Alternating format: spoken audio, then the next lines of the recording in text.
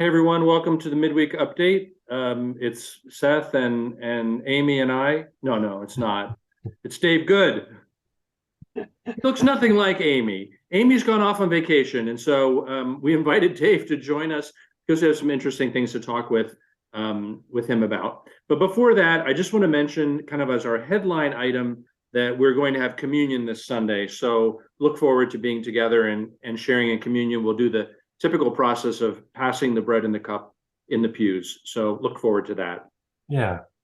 So welcome, Dave. It's good to have you with us. And if folks have come to the church or walked around on the property and the church grounds, you might have wondered about a few things that are happening. And we thought that we would bring you on to share about in just a little bit about some of those changes and things that are happening.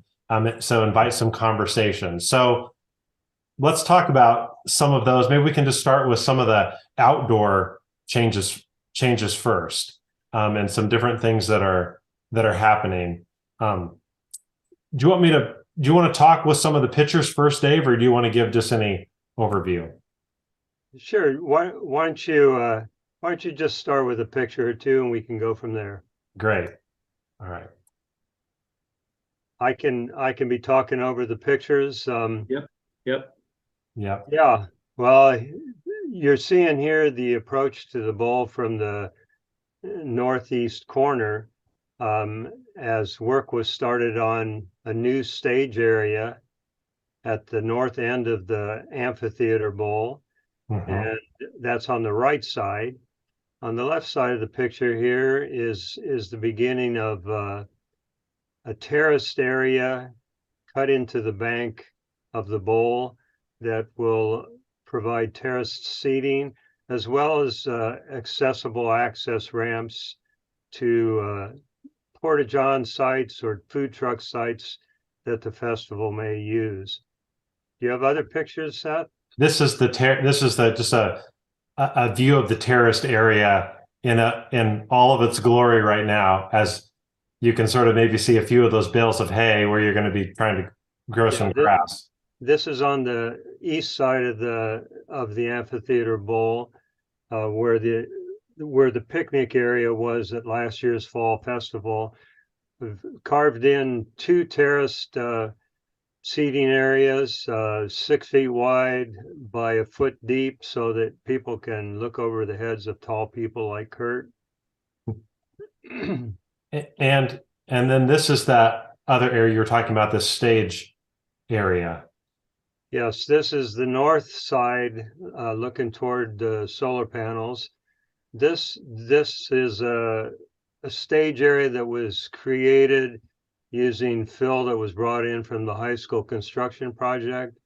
And then at the south end of the amphitheater, we're going to carve an additional stage in completely opposite of this stage, so that we'll have two stage areas available for festival use.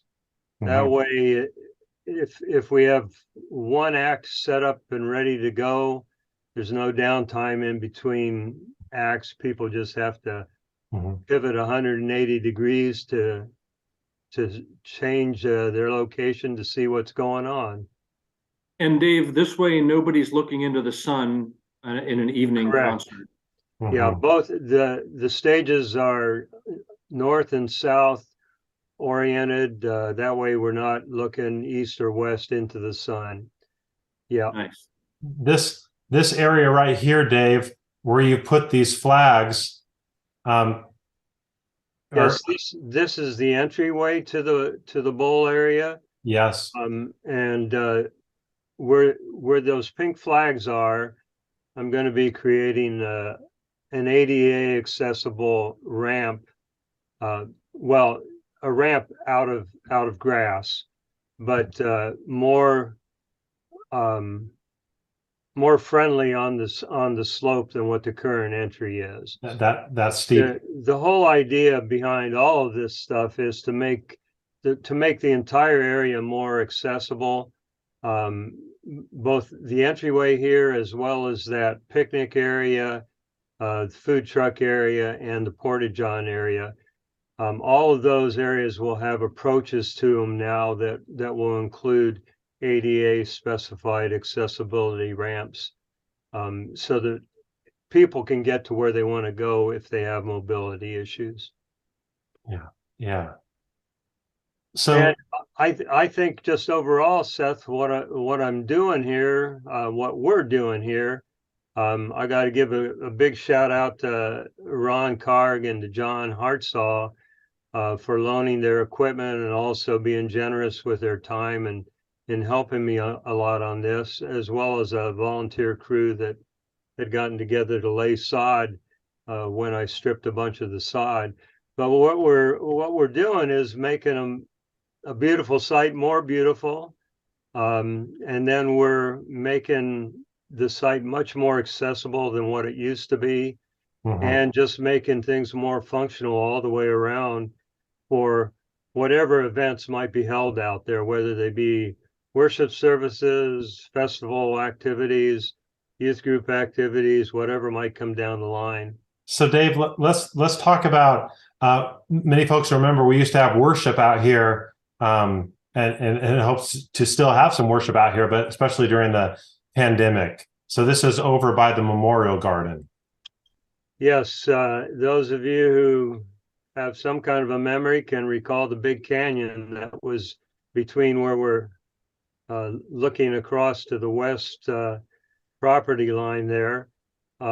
We have put a culvert in this space and are filling up this space to create a wider, more usable audience, congregational space, seating space. And then on the opposite side, on the west side of the area here, where traditionally our presenters have been, going to level up that space so that we have a more friendly area for people to stand, use musical instruments, and do whatever is necessary in a concert or worship venue. But what we're doing here creates almost double the square footage of what we had previously with spectator or audience or congregational seating. Just to help people who maybe have a hard time picturing where they are, if you were standing here, the pavilion, the picnic pavilion would be behind you, and Yes. the Memorial Garden would be to the left. Yeah. Thanks, Kurt. Yeah. So look forward to seeing these sort of outdoor spaces take shape. Feel free to ask Dave or us if you have other questions. Let's move to talking about the recycling project indoors. We did a while back, we showed pictures of the new recycling bins and the information there. But we just wanted to just mention a few things about that project as people sort of keep asking. Dave, what happens once we collect sort of these items? Well, the program that is set up with Green Plastics company down in Evansville is a partnership where once you collect a certain amount of weight for a product that you want to purchase, you can turn that product, the recycled material in, and in most cases, the reduction in price for the either bench or table or whatever it is you want to purchase is almost a 50% reduction in price from the normal retail price. So we'll come up with a shopping list of items we're interested in, and then try to achieve our target weight goal, and make that all happen. And then my vision for this program is that we continue the program indefinitely, and make it known throughout the community that these products are available, and encourage people to become part of the recycling program, and make that reduced pricing available to any organization that might be interested in participating. And we're going to attach with this midweek update the information that is on the flyers in the that is in the narthex area, because I know a number of people have asked me, I really need those materials when I'm at my house trying to figure out what to bring to the church in terms of the kind of plastic lids and medicine prescription bottles, I should say. Not all medicine bottles, just prescription bottles. But so that information will be there as well for people that they can have that and use that as needed. And then we'll work on, if people have questions, we'll always work on quality control. So we'll work that out together in terms of as we find out things that we need and we don't need, if we're collecting a lot of things that we ended up not needing. But for now, we really invite people to encourage to bring plastic lids and prescription bottles as we work towards providing some seating and stuff here around the church grounds. Dave, remind us again how far we are in terms of weight at this point. When you took the first batch, how much was that? Well, the first batch was about 20 pounds, and we took a second batch, which was just a little bit smaller. I anticipate within the month we've been doing this now, we have about 40 pounds of material. And that's just from our congregation. My intention is to reach out into the community and make contact with the pharmacies, the retirement homes, the schools, restaurants, any place I can think of that generates plastic lids, and encourage a wider community-wide participation. Yeah. 40 pounds of how much to get us to a bench? 40 pounds of 200.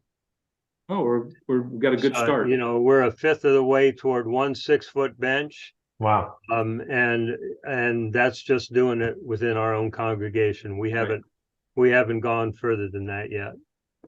Okay. Thank you, Dave, for hopping on with us. Thanks to the congregation for bringing in those materials.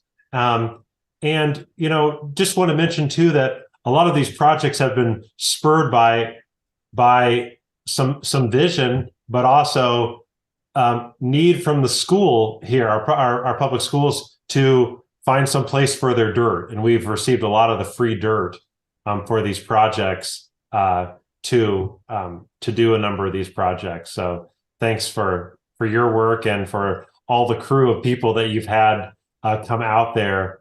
I'm sure there'll be some more opportunities if people want to help out there in those spaces. Definitely. Yeah. All right. We'll see everybody this week for communion on Sunday. Sounds good. Bye. Thank you.